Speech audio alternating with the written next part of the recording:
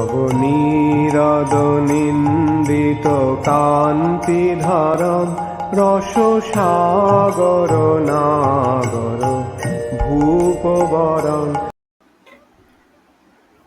ओम नमो भगवते वासुदेवाय। ओम नमो भगवते वासुदेवाय। ओम नमो भगवते वासुदेवाय। ओम नमो भगवते वासुदेवाय। ओम नमो भगवते वासुदेवाय। ओम नमो भगवते वासुदेवाय। हरे कृष्णा। तो हम लोग श्रीमद् भागवतम के पहले स्कंद में है 10वें अध्याय। आज हम लोग श्लोक संख्या 3 से कंटिन्यू करेंगे 1.10.3 ऑनवर्ड्स। आज हम लोग श्लोक संख्या 10 तक करेंगे। 10 3 नंबर श्लोक। निशम्य भीष्मोक्तम् अथा अच्युत्योक्तम्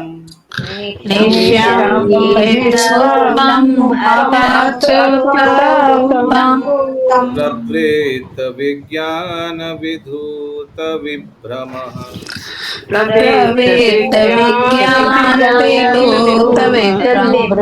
ससासगमिन्द्र इवाजिताश्रया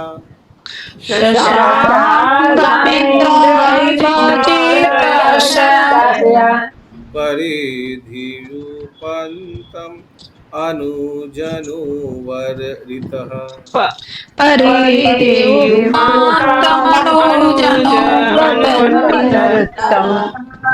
ओके, आप लोग जो पढ़ना चाहते हैं, जिनका नेटवर्क अच्छा है, साउंड अच्छा है, बैकग्राउंड नॉइज ने, चैट बॉक्स में रीड लिखिए READ।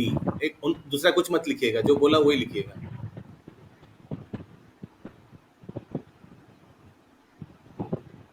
यस, संगिनी श्याम पे माता जी अनुवाद। हरे कृष्णा। भीष्मदेव तथा अच्युत भगवान श्री कृष्ण ने जो कुछ कहा था उससे प्रबुद्ध होकर महाराज युधिष्ठिर परिपूर्ण ज्ञान विषयक मामलों में व्यस्त हो गए, क्योंकि उनके सारे संदेह दूर हो चुके थे। इस प्रकार उन्होंने पृथ्वी तथा सागरों पर राज्य किया और उनके छोटे भाई उनका साथ देते रहे। तात्पर्य, जब भगवान युधिष्ठिर समुद्र पर्यंत पृथ्वी पर शासनारूढ़ थे तो उस समय भी आधुनिक अंग्रेजियत के ज्येष्ठाधिकार या सबसे बड़े को उत्तराधिकार जैसे नियम प्रचलित था। उस काल में हस्तिनापुर, अब दिल्ली का एक अंश, का राजा समुद्रों समेत विश्व का सम्राट होता था और यह क्रम महाराज युधिष्ठिर के पौत्र महाराज परीक्षित तक चलता रहा।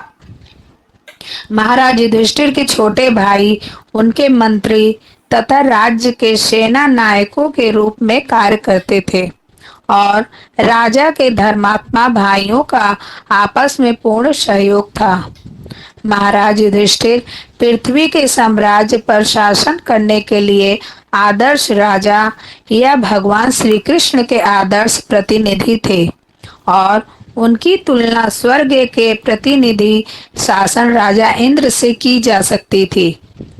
जिस प्रकार इंद्र सूर्य, चंद्र, वरुण तथा वायु जैसे देवता ब्रह्मांड के विभिन्न ग्रहों के प्रतिनिधि राजा थे, उसी प्रकार महाराज युधिष्ठिर भी पृथ्वी के साम्राज्य पर शासन चलाने वाले प्रतिनिधि राजा थे। वे आधुनिक प्रजातंत्र के अल्प तरह के अप्रबुद्ध राजनीतिक नेता जैसे न थे। उन्हें भीष्मदेव ने एक अच्युत भगवान ने भी उपदेश दिया था, अतएव उन्हें हर वस्तु का पूरा ज्ञान था। कंटिन्यू। आजकल राज्य का निर्वाचित कार्यकारी प्रमुख कठपुतली के समान होता है, क्योंकि उसके पास राज्य शक्ति नहीं होती। यदि वह महाराज युधिष्ठिर की तरह प्रबुद्ध भी होता तो भी वह अपनी संवैधानिक स्थिति के कारण अपनी इच्छा से कुछ नहीं कर सकता। इसीलिए वैचारिक विषमताओं या खुद के स्वार्थों के कारण पृथ्वी के अनेक राज्य परस्पर लड़ झगड़ रहे हैं। लेकिन महाराज युधिष्ठिर जैसे राजा के पास अपनी खुद का विचारधारा नहीं थी। उन्हें भी अचित्त भगवान तथा भगवान के प्रतिनिधि एवं प्रामाणिक दूत भीष्म देव के उपदेशों का अनुगमन करना होता था। शास्त्रों का उपदेश है कि मनुष्य को चाहिए कि किसी व्यक्तिगत स्वार्थ तथा स्वनिर्मित विचारधारा के बिना परम प्रमाण तथा अचित्य भगवान का अनुगमन करे। इसीलिए महाराज युधिष्ठिर महासागरों सहित सारे संसार की शासन कर सके, क्योंकि जो नियम थे वे अमोघ थे और वैश्विक रूप से सबों पर समान रूप से लागू होते थे। एक ही विश्व राज्य की कल्पना तभी पूरी हो सकती है जब हम अचित्य अधिकारी का अनुगमन करें। एक अपूर्ण मानव ऐसी विचारधारा का सृजन नहीं कर सकता जो सबके लिए स्वीकार्य हो। केवल पूर्ण तथा अच्युत पुरुष ही ऐसे कार्यक्रम बना सकता है जो प्रत्येक स्थान पर लागू होता हो। हरे और कृष्णा। किसी का कोई भी प्रश्न होगा, कोई भी लाइन में प्रॉब्लम होगा, तुरंत रोक दीजिएगा, कोई प्रॉब्लम नहीं है। यस, पढ़िए माता जी। और जिसका पालन सारे संसार के सारे लोगों द्वारा हो सके। शासन चलाने वाला तो व्यक्ति होता है, निराकार सरकार नहीं। निराकार सरकार नहीं। यदि व्यक्ति पूर्ण है तो सरकार भी पूर्ण है। यदि व्यक्ति मूर्ख है तो सरकार भी मूर्खों का घर है। यही प्रकृति का नियम है। हरे कृष्ण प्रभु जी। यस, आशीष प्रभु। प्रभु जी, यहाँ पे जो लिखा हुआ है, it is the person who rules and not a impersonal government. तो यहाँ पे जो प्रेजेंट सिचुएशन है उसके बारे में बताया जाए या पुराने किसी राजा के बारे में कुछ बताया जाए?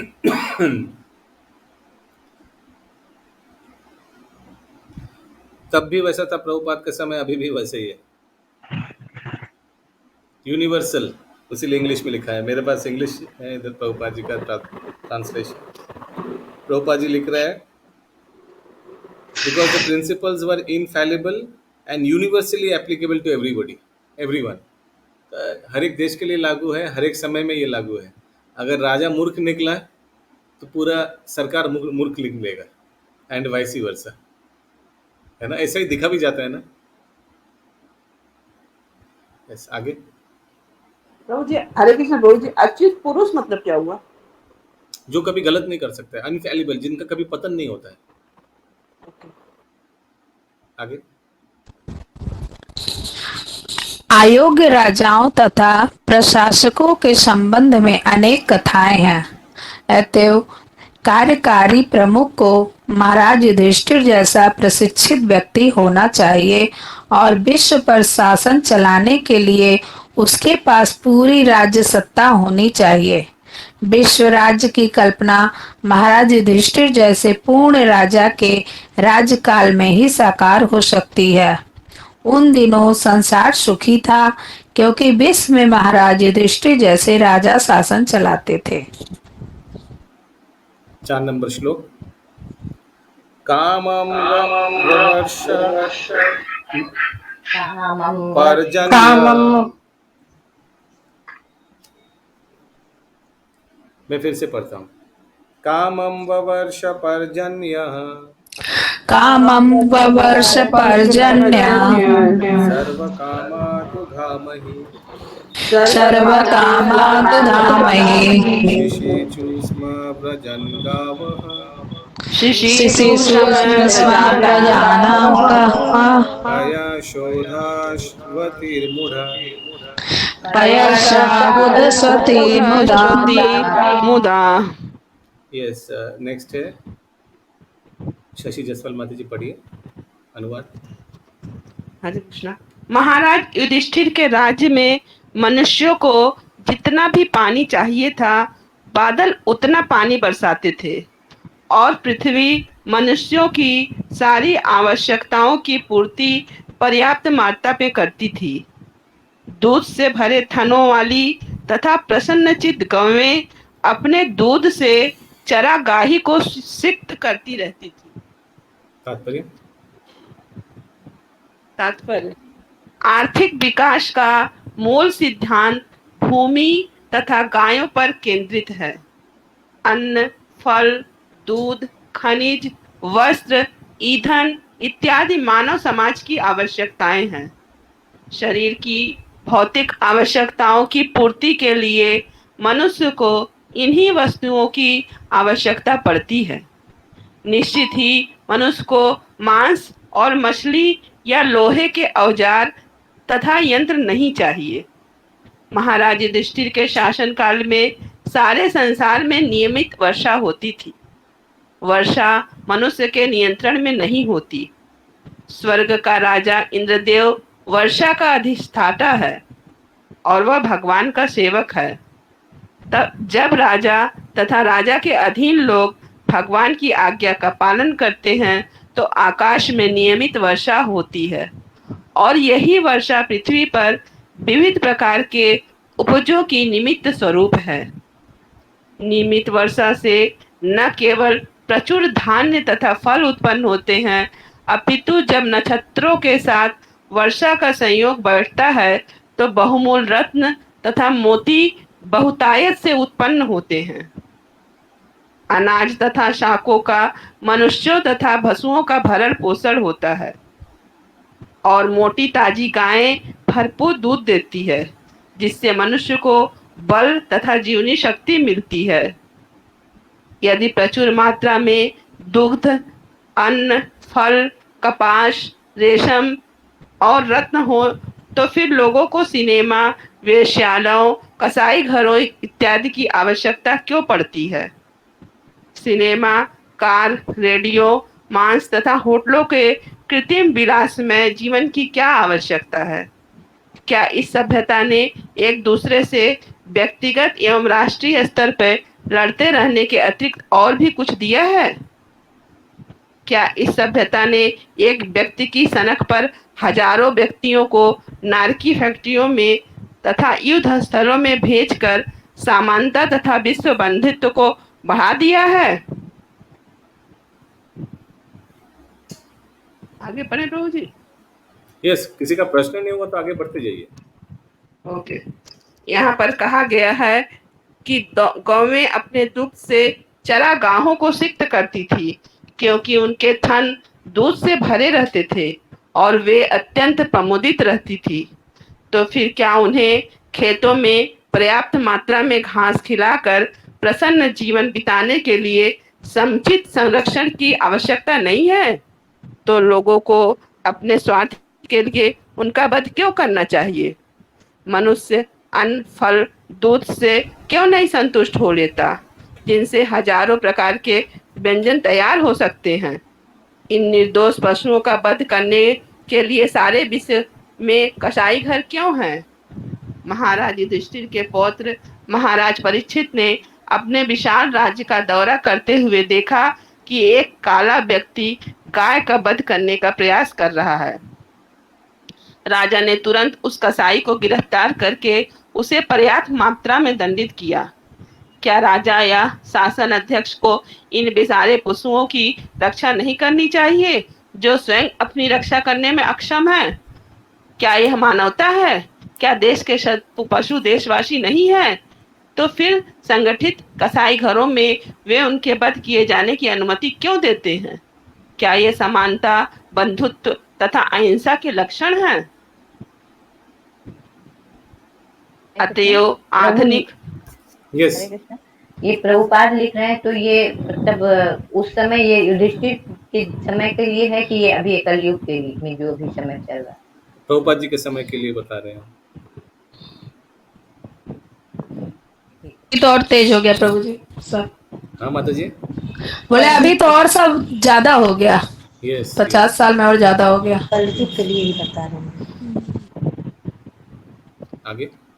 अतएव आधुनिक प्रगतिशील सभ्य स्वरूप की सरकार के विपरीत महाराज युधिष्ठिर के प्रभुपाद जी जैसा का अनुवाद इतना अच्छा है ना, इतना एप्लीकेबल है, एकदम परफेक्ट है, यूनिवर्सल है और इतना सुंदर से प्रभुपाद जी समझाया है ना। बस अच्छा से अनुवाद सुनिए, मन भर जाएगा और सब रिलेट कर पाइएगा।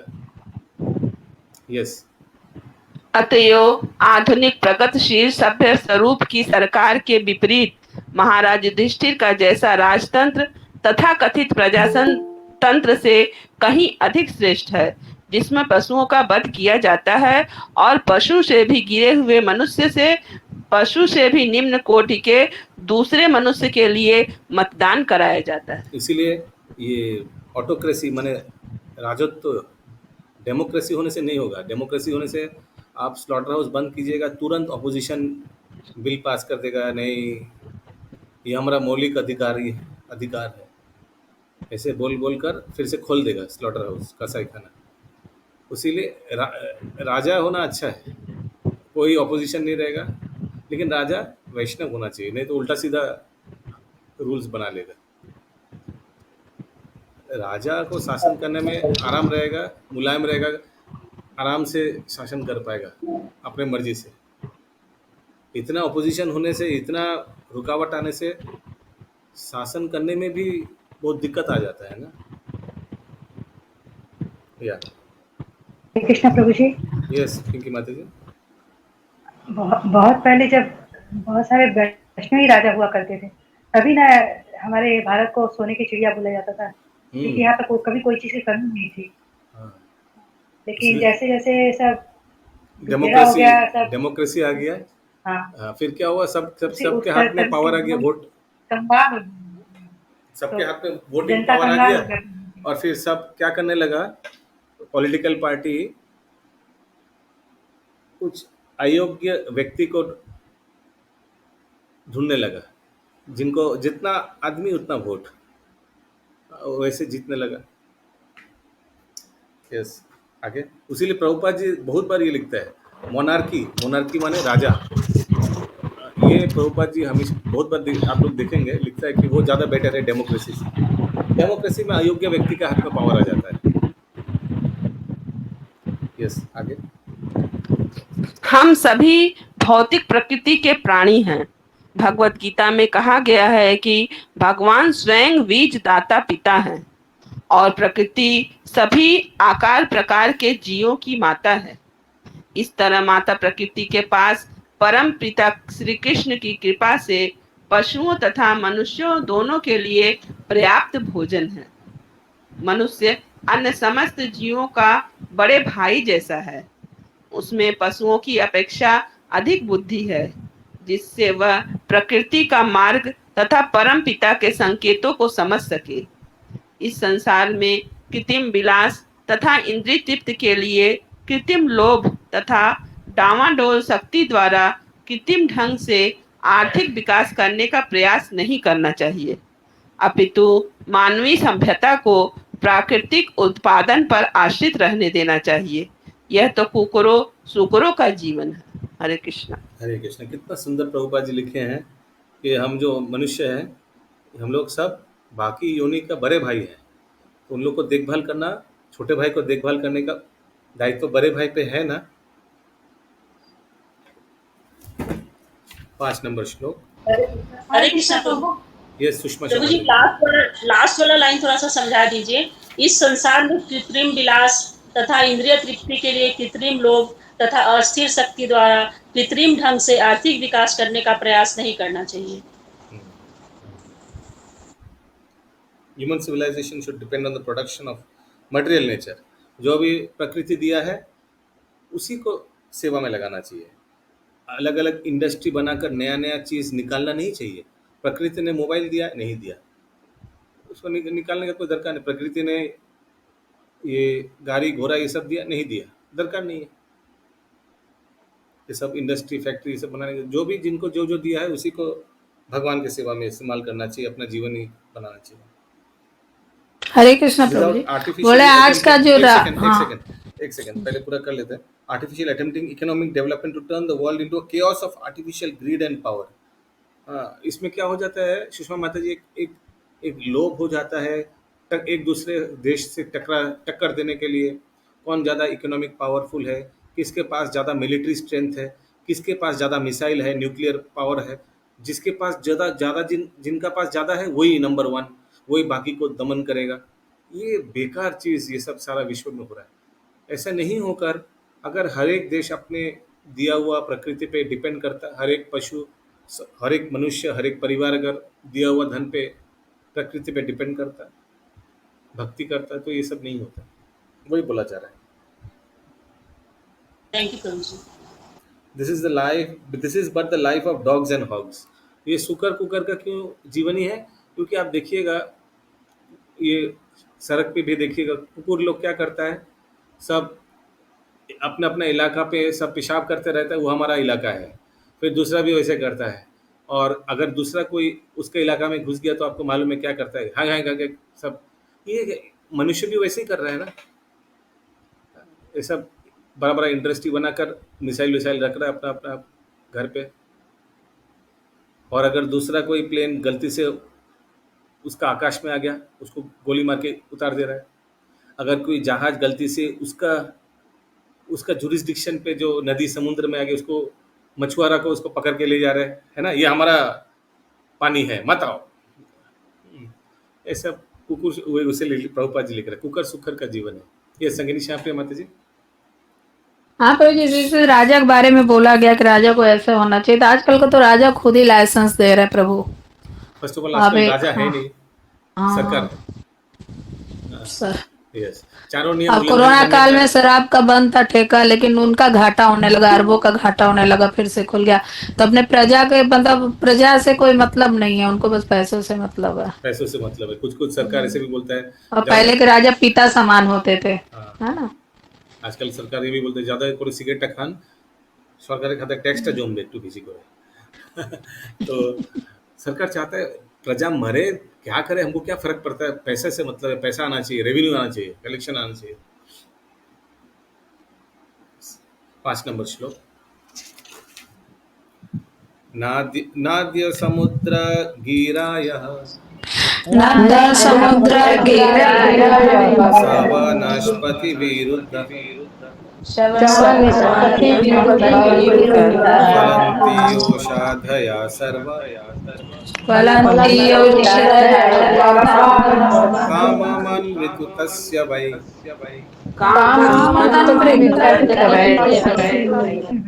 ओके नेक्स्ट,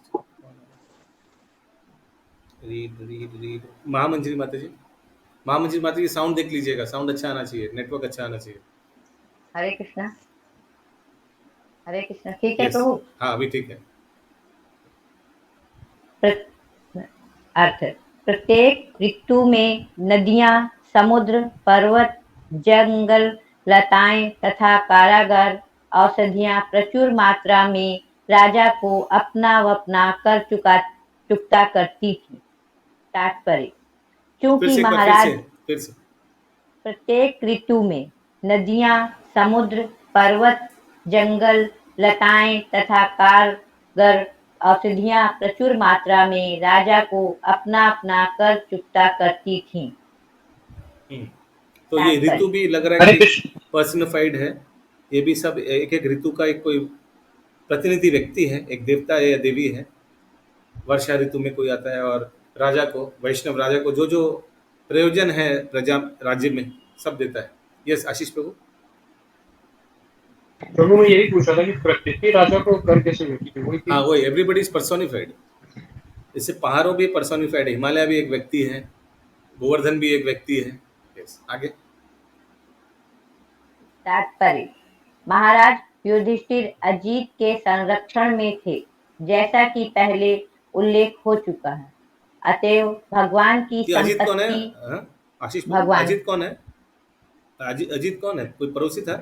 भगवान भगवान जी थे प्रभु जी, कृष्ण भगवान। हाँ कृष्ण भगवान का नाम है अजीत। यस आगे। अतएव भगवान की संपत्ति अर्थात नदियां, समुद्र, पर्वत, जंगल आदि प्रसन्न थे। वे राजा को अपना अपना कर चुकता करते रहते थे। सफलता का रहस्य है भगवान के संरक्षण में शरण लेना। उनकी अनुमति के बिना कुछ संभव नहीं है। औजारों तथा यंत्रों के बल पर अपने आप से आर्थिक विकास करने के लिए प्रयास करना ही तो सब कुछ नहीं है। हरे उसके कृष्ण। लिए इसीलिए देखिएगा कोई गरीब भी भक्त है, कोई गरीब वैष्णव भी है, लेकिन बहुत संपन्न है, वेरी हैप्पी, सेटिस्फाइड। यही वैष्णव का लक्षण है। और भगवान उसको जो देता है एकदम एकदम परफेक्ट देता है, good enough to run the show.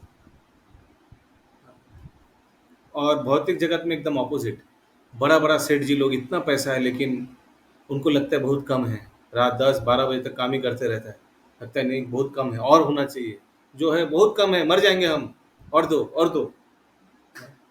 Yes, आगे।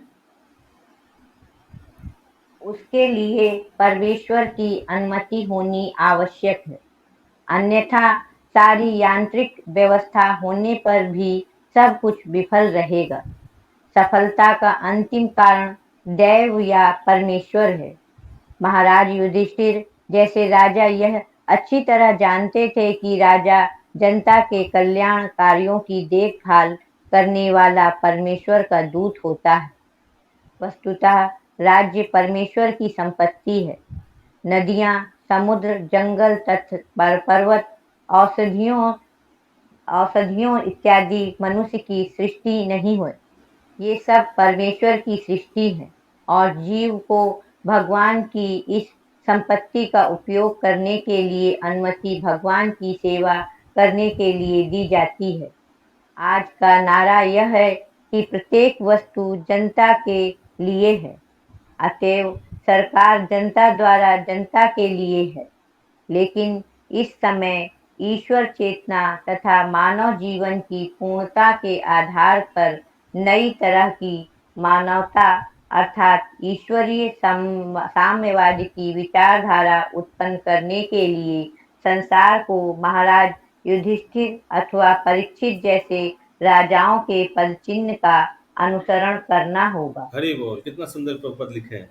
गॉडली कम्युनिज्म, यानी जो भी संसार में प्रकृति में जो भी कुछ है वो सभी को, प्रजा को देना चाहिए। राजा भी वैसा होना चाहिए, जो राज्य में जितना भी धन संपद है ऐसा करके देगा कि हर एक व्यक्ति उसको यूज करके भक्ति में टिके रहे। देखा जाए तो ये कम्युनिज्म है। कम्युनिज्म का हिंदी क्या है? कम्युनिस्ट का, लेकिन ये साम्यवाद, लेकिन यहाँ लिखा है भागवत साम्यवाद।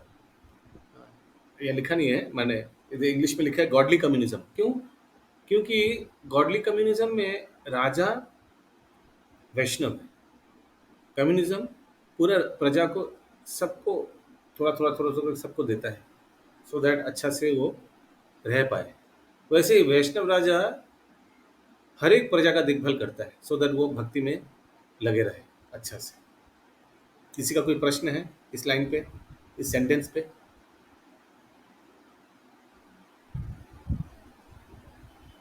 परमेश्वर की इच्छा से प्रत्येक वस्तु की प्रचुरता है और हम इन वस्तुओं का उपभोग मनुष्य तथा मनुष्य के बीच, पशु तथा मनुष्य या प्रकृति के बीच शत्रु भाव से रहित होकर सुखपूर्वक रहने के लिए कर सकते हैं। हरे कृष्णा। तो भगवान ने प्रचुर दिया है सबके लिए, लेकिन क्या होता है, कैपिटलिज्म हो जाता है। कैपिटलिज्म माने किसी किसी सेक्शन ऑफ 5% सिटीजन है जो बहुत धनी है और बाकी 95% बहुत गरीब है। ऐसा ही होता है ना देश में या राज्य में। हाँ। तो अगर राजा वैष्णव होता तो हर एक प्रजा को थोड़ा थोड़ा थोड़ा थोड़ा करके देके सबको संपन्न रखता, सो दैट वो भक्ति में अच्छे से लगे रहे। So capitalism is also not good and material communism is also not good. Monarchy is good, monarchy या बट मोनार्की भी वैष्णव मोनार्की होना चाहिए। मोनार्की समझ रहे आप? राजा। आगे। कोई मोनार्की क्या लैंग्वेज है? बंगाली इंग्लिश है कि बंगाली है क्या? इंग्लिश है मोनार्की। इंग्लिश है। मोनार्की को इंग्लिश में क्या बोलते, हिंदी में क्या बोलता है अशोक प्रभु? राजतंत्र। राजतंत्र, ये जहाँ एक राजा रहेगा, नेपाल में जैसे है राजा, नेपाल का राजा। भगवान का नियंत्रण सर्वत्र है और यदि भगवान प्रसन्न हो जाए तो प्रकृति का कोना कोना पुलकित हो जाए। मालूम है ये कहाँ हुआ था? भागवतम में, पृथु महाराज के समय। पृथु महाराज साक्षात भगवान था, उनके डर से प्रकृति सब कुछ देने लगा। पहले तो देने के लिए इनकार कर रहा था, पानी वर्षा, लेकिन फिर जब पृथु महाराज ने तीर उठाया और माने डराया, तब प्रकृति सब कुछ दे दिया। आगे। तब नदियां उमड़कर भूमि को उर्वरा बनाएंगी, समुद्र प्रचुर मात्रा में खनिज, मोती तथा रत्न उत्पन्न करेंगे, जंगल पर्याप्त ईंधन, औषधियां और तथा वनस्पतियों की पूर्ति करेंगे। ऋतु परिवर्तन से विलुप्त मात्र में फल फूल मिल सकेंगे, विपुल मात्रा में। ऋतु परिवर्तन से विपुल मात्रा में फल फूल मिल सकेंगे। फैक्ट्रियों तथा औजारों पर आश्रित रहकर जीने की कृत्रिम शैली से कुछ ही व्यक्तियों को तथाकथित सुख प्राप्त हो सकेगा, है नील माधव, और वह भी लाखों लोगों है का नील माधव, सुख छीन कर, है नील माधव। क्योंकि जनसमूह की शक्ति फैक्ट्री ऊपर उत्पादन एसो, में कोথায় लगी তুমি? है। अतएव प्रकृति ऊपर एसो, पदार्थों रेस्ट में करो। गतिरोध आ रहा है और जनसमूह बारी दुखी एसो, है। बारी एसो, रेस्ट ठीक करो। से शिक्षा पाए बिना अच्छा ठीक है, अधिकांश একটু পরে लोग এসো, ঠিক আছে? प्रकृति भंडारों का दोहन करके हम स्वार्थी हेतु पीछे पीछे चल रहे हैं। अतएव व्यक्ति व्यक्ति तथा राष्ट्र राष्ट्र না के बीच আমি অলরেডি कड़ी গঙ্গা স্নান করে स्पर्धा ফেলেছি। चल रही है। भगवान के হ্যাঁ, प्रशिक्षित তুমি ওদের সঙ্গে दूत যাবে না। द्वारा আমি না नियंत्रण থাকলে नहीं তুমি हो গঙ্গায় रहा নামবে है। না। हमें यहीं আমি पर না থাকলে তুমি तुलना গঙ্গায় নামবে না। करके দ্বারকেশকে দাও। आधुनिक सभ्यता के दोषों पर विचार करना चाहिए तथा मनुष्य নীল को মাধব, शुद्ध নীল माधव, करने का तथा দ্বারকেশ আমি काल না গেলে दोष নীল को माधव যাবে না কিন্তু मिटाने গঙ্গায়। के लिए महाराज युधिष्ठिर আমি के একটু पद পরে चिन्हों ক্লাসের পর पर আসছি, তারপর चलना নীল মাধব चाहिए। স্নান করবে, हरे ঠিক আছে? নীল মাধবকে ফোনটা দাও।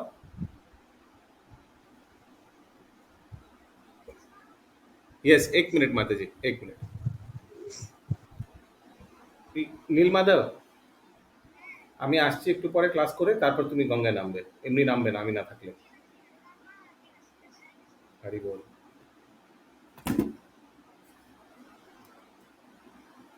यस, किसी का कोई प्रश्न है इस तात्पर्य से? कोई लाइन?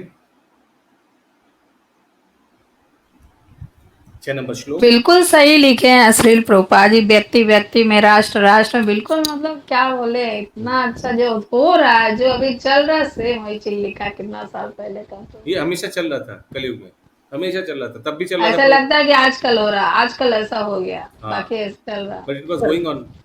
आगे आगे भी ऐसे ही होता था, प्रभुपाद जी के समय भी ऐसे ही हो रहा था। 6 नंबर श्लोक। नाधयो व्याधया क्लेशा, बोलिए।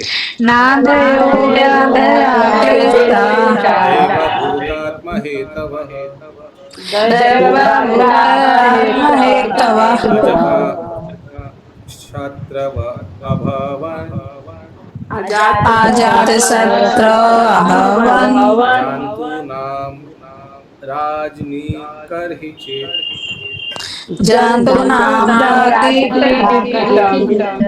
यस, नेक्स्ट मुकुंद प्राण प्रभु है। यस, मुकुंद प्राण प्रभु। चूंकि राजा का कोई साउंड इज शत्रु नॉट न गुड, था। प्लीज तैयार रहिए, ऐसे समय वेस्ट होता है। हाँ, हरे कृष्णा प्रभु जी। ये sound is very nice now, अभी अच्छा हो रहा है साउंड। चूंकि राजा का कोई शत्रु न था, अतएव समस्त जीव कभी भी मानसिक क्लेशों, रोगों या अत्यधिक ताप या शीत से विचलित नहीं थे। और एक बार। तात्पर्य, चूंकि राजा का कोई शत्रु न था, अतएव समस्त जीव कभी भी मानसिक क्लेशों, रोगों या अत्यधिक ताप या शीत से विचलित नहीं थे। तात्पर्य, मनुष्यों के प्रति अहिंसक होना तथा दीन पशुओं का शत्रु या हत्यारा बनना असुर का सिद्धांत है।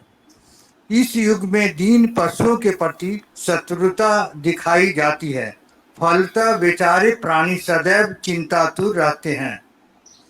इन दीन पशुओं की प्रतिक्रिया मानव समाज पर थोपी जा रही है। अतः व्यक्तिगत, सामूहिक या राष्ट्रीय स्तर पर मनुष्यों के बीच सदैव शीत या गर्म युद्ध का तनाव बना रहता है। महाराज युधिष्ठिर के काल में पृथक पृथक राष्ट्र न थे, भले ही भिन्न भिन्न अधीनस्थ राज्य थे, समस्त संसार एकता के सूत्र में बंधा हुआ था। हरे कृष्ण प्रभु जी। यस, ये अतएव व्यक्ति रूप में, सामूहिक या राष्ट्रीय स्तर पर मनुष्य को भी सदैव शीत या गर्म युद्ध का ताव बना रहता था। तनाव, शीत या गर्म युद्ध क्या हुआ? यस, सो द हाँ, तो प्रश्न क्या है? ये शीत और गर्म युद्ध क्या हुआ? सो देखिए, पशु हत्या हो रहा है, लेकिन इसका रिएक्शन लिखा हुआ है, रिएक्शन। इसका फलस्वरूप किस में जा रहा है?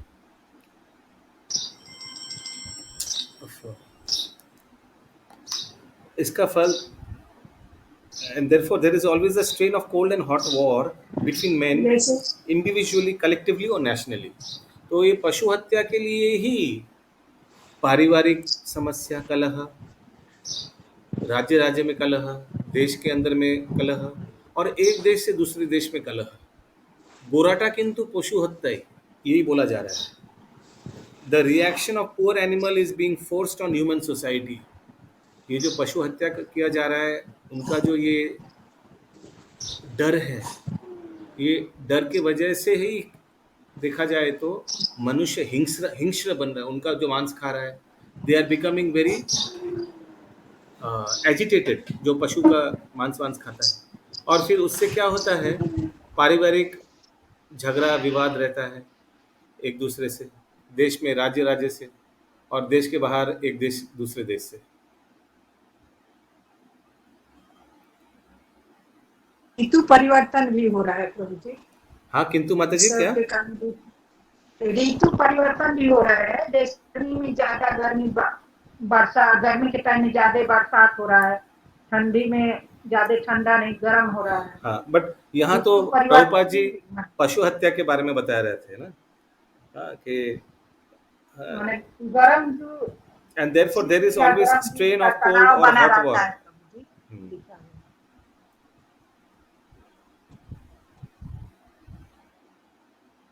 ये गरम ठंडा, ये ऋतु के बारे में नहीं बोला जा रहा है। इस जो लाइन शशि माती जी ने पूछा है, ये हॉट और कोल्ड वॉर के बारे में बोला जा रहा है। हॉट वॉर माने जो रशिया और यूक्रेन में हुआ, एकदम फटाफटी। कोल्ड वॉर माने मालूम है ना, एक दूसरे पे सैंक्शन लगाना,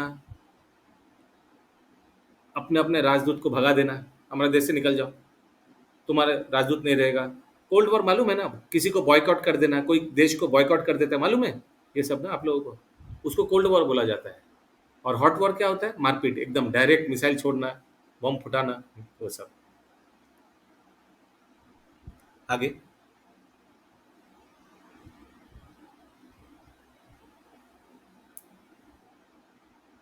मैं प्रभु जी, आप म्यूट में हैं। मैं म्यूट में हूँ? नहीं, प्रभु जी जो पढ़ रहे हैं। अच्छा, वे न केवल आर्थिक रूप से संपन्न थे, अपितु शरीर से स्वस्थ भी थे और अलौकिक शक्ति से। जो म्यूट में था वो फिर से पढ़ना पड़ेगा, जो आपने बोला म्यूट में। अच्छा, समस्त संसार एकता के सूत्र में बंधा हुआ था और सर्वोच्च शासक युधिष्ठिर जैसा परीक्षित राजा होने के कारण समस्त निवासियों को चिंता, रोगों तथा अत्यधिक ताप तथा शीत से मुक्त रखता था। वे न केवल आर्थिक रूप से संपन्न थे, अपितु शरीर से स्वस्थ भी थे और अलौकिक शक्ति से। तो यह हम लोग को समझना पड़ेगा कि ठीक है, राजा अच्छा है, तो गर्मी और शीत से कैसे बचा सकता है प्रजा को? कोई बता सकता है? राजा वैष्णव है तो ठीक है, क्या देश में गर्मी नहीं आएगा, ठंड नहीं आएगा, एक्सेसिव ज्यादा गर्मी ज्यादा ठंड नहीं आ सकता है। हरे कृष्ण प्रभु जी।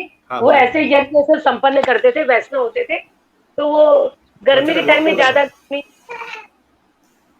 और बारिश के टाइम में जैसे अच्छा, वो वेदर भी अच्छा रहता था क्योंकि वो यज्ञ करते रहते थे, राजा और वैष्णव होते थे, तो वहाँ का वेदर भी ठीक रहता था, गर्मी ठंड बारिश। तो वैष्णव राजा हुआ तो देवता लोग प्रसन्न रहेगा, और देवता लोग देखेगा कि हम लोग का जो बॉस है कृष्णा, उन्हीं का दास है ये राजा।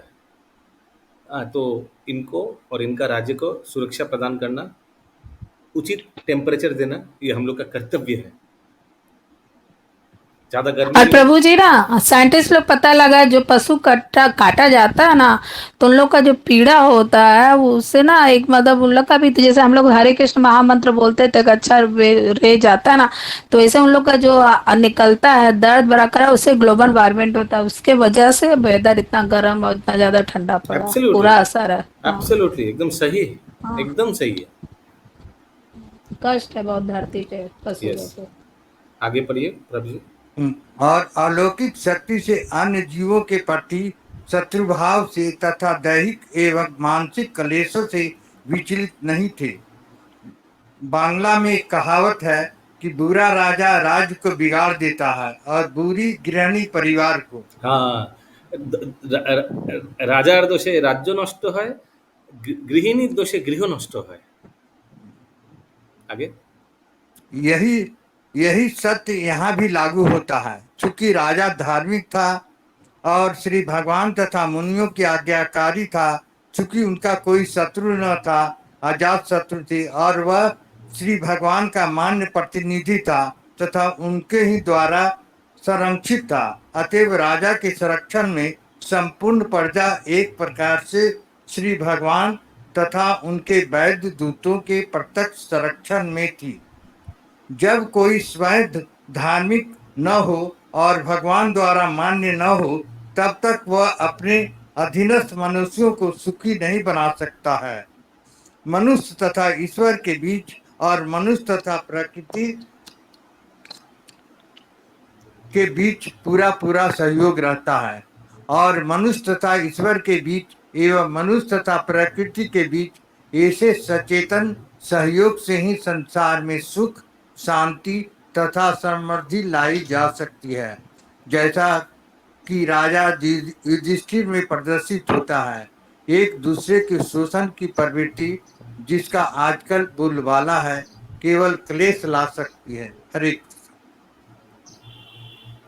उषित्वा हस्तिनापुरे उषित्वा हस्तिनापुरे मासान् कटिपयन् हरिः मासान् कटिपयन् हरिः सूरिदं च विशोकाय सूर्यदं च विशोकाय स्वसुश्च प्रिया काम्यया।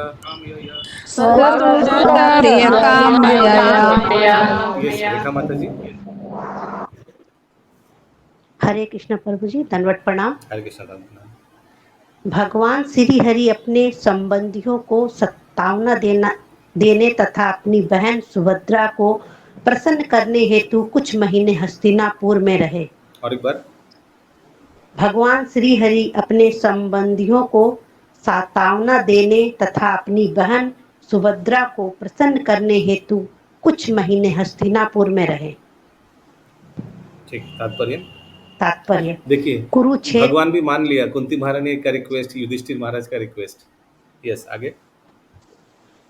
तात्पर्य, कुरुक्षेत्र युद्ध के पश्चात एवं युधिष्ठिर के सिंहासनारूढ़ होने पर भगवान श्री कृष्ण को अपने राज्य द्वारका के लिए प्रस्थान करना था, लेकिन महाराज युधिष्ठिर को अनुग्रहित करने तथा भीष्मदेव पर विशेष अनुग्रह करने हेतु भगवान श्री कृष्ण पांडवों की राजधानी हस्तिनापुर में रुके रहे।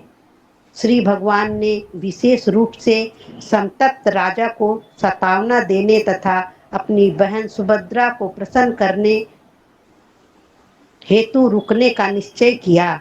सुभद्रा को विशेष रूप से सांत्वना दिए जाने की आवश्यकता थी, क्योंकि उसका एकमात्र पुत्र अभिमन्यु, जिसकी शादी हाल में ही हुई थी, मारा गया था। वह युवक अपनी पत्नी महाराज परीक्षित की माता उत्तरा को छोड़कर गया था। श्री भगवान को अपने भक्तों को प्रसन्न करने में प्रसन्नता होती है। केवल उनके भक्त ही उनके संबंधियों की भूमिका अदा कर सकते हैं। श्री भगवान तो परम पूर्ण है। हरे कृष्ण। हरे कृष्ण प्रभु। यस, ये जो लास्ट लाइन है कि भगवान अपने आप में पूर्ण है और उनके भक्तों को ही संबंधियों की भूमिका अदा करने का मिलता है, मतलब ये थोड़ा एक्सप्लेन करेंगे? The Lord is always pleased to satisfy his devotees in any capacity. भगवान कुछ भी हद तक कर सकता है अपने भक्तों को खुशी करने के लिए। Only his devotees can play the part of his relatives. कोई साधारण व्यक्ति तो उनका परिवार का लोग नहीं होगा, जो परिवार के लोग के लिए भगवान कुछ भी कर सकता है। ये तो सिर्फ भक्ति हो सकता है ना माता जी। The lord is absolute. भगवान पुण्य है। भगवान कुछ भी हद तक जा सकते हैं अपने परिवार के लोगों के लिए, और वो परिवार के लोग भी तो कोई साधारण व्यक्ति नहीं, सब भक्त हैं, एकदम शुद्ध शुद्ध भक्त है, एक वही बताया जा रहा है, जिनके लिए भगवान कुछ भी हद तक जा सकता है।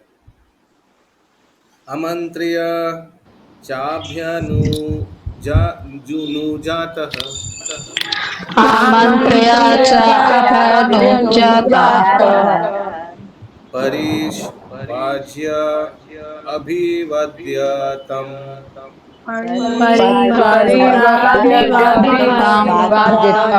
आरूरोह रथं कैश्चित् परिष्वक्तो अभिवादितः।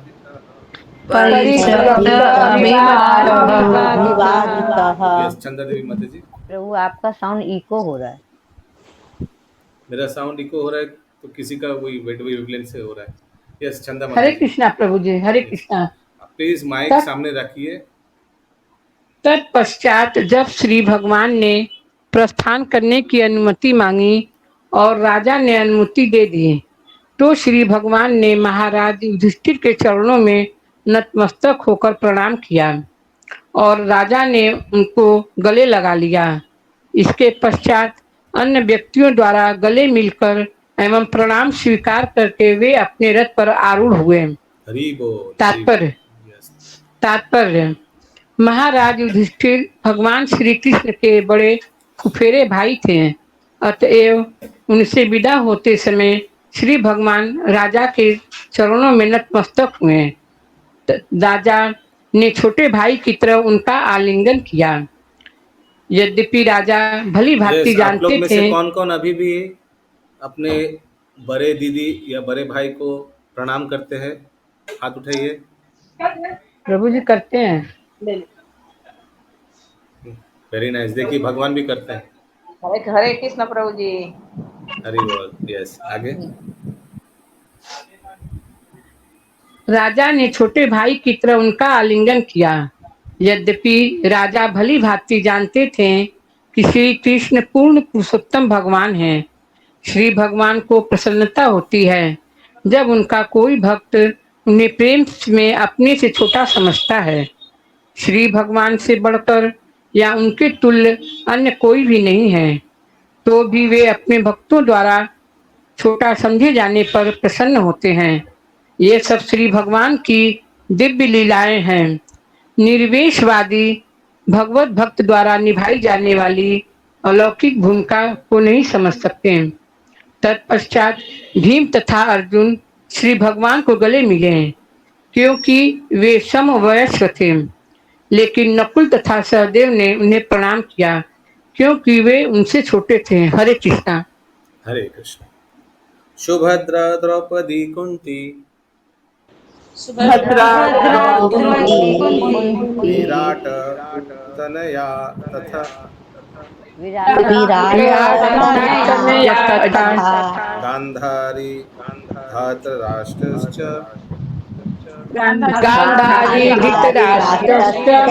युत्सु गौतमो यमो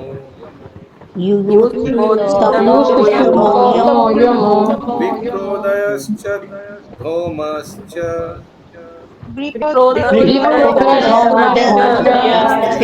मत्स्य श्रुतादयः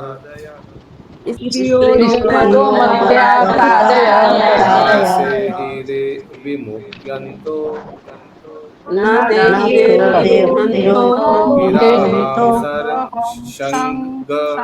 धन्वनः।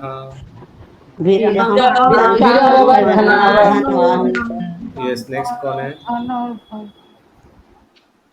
नेक्स्ट कौन है? एक सेकंड। नेक्स्ट है यस रीड। कौन लिखा नेक्स्ट? कोई रीड नहीं लिखा। यस यस यस मी। अच्छा मी वो प्रणाम वाला उत्तर। ओके। और कोई पढ़ना चाहेंगे जो पढ़ा नहीं आज? प्रभु जी आपने तो अभी भी पढ़ा। और कोई पढ़ना चाहेंगे जो नहीं पढ़ा? यस हरे कृष्ण प्रभु। पढ़िए इंद्रावती माता जी। साउंड अच्छा रखिएगा। स्पीकर सामने। उस समय सुभद्रा, द्रौपदी, कुंती, उत्तरा, गांधारी, महाराज धृतराष्ट्र, युवसु, कृपाचार्य, नकुल, सहदेव, भीमसेन, धौम्य तथा सत्यवती सभी मूर्छित से हो गए, क्योंकि भगवान श्री कृष्ण का वियोग सह पाना उन सब के लिए असंभव था। तात्पर्य तात्पर्य, भगवान श्री कृष्ण जीवों के लिए, विशेष रूप से भक्तों के लिए इतने आकर्षक है कि उनका वियोग असह्य हो जाता है। अबद्ध जीव माया के वशीभूत होकर ही श्री भगवान को भूल जाता है, अन्यथा ऐसा हो नहीं सकता। ऐसे वियोग की अनुभूति का वर्णन नहीं किया जा सकता, उसका अनुमान केवल भक्त ही कर सकते हैं। वृंदावन तथा सीधे साधे ग्रामीण ग्वाल बालों, बालिकाओं, स्त्रियों तथा अन्य व्यक्तियों से श्री कृष्ण का वियोग सबको आजीवन आघात पहुंचाता रहा, और अत्यंत प्रिय गोपी राधा रानी का वियोग तो अवर्णनीय है। वे एक बार सूर्य ग्रहण के समय कुरुक्षेत्र में मिले और उन्हें जैसी अनुभूति हुई वह दृश्य विदारक है। निसंदेह श्री भगवान के दिव्य भक्तों के गुणों में अंतर है, लेकिन जिन्होंने साक्षात या अन्य किसी प्रकार से कभी श्री भगवान का सानिध्य प्राप्त किया है, वे उन्हें क्षण भर के लिए भी नहीं छोड़ सकते। शुद्ध भक्त की यही मनोवृत्ति होती है। हरे कृष्णा। हरि बोल। यस अंकित।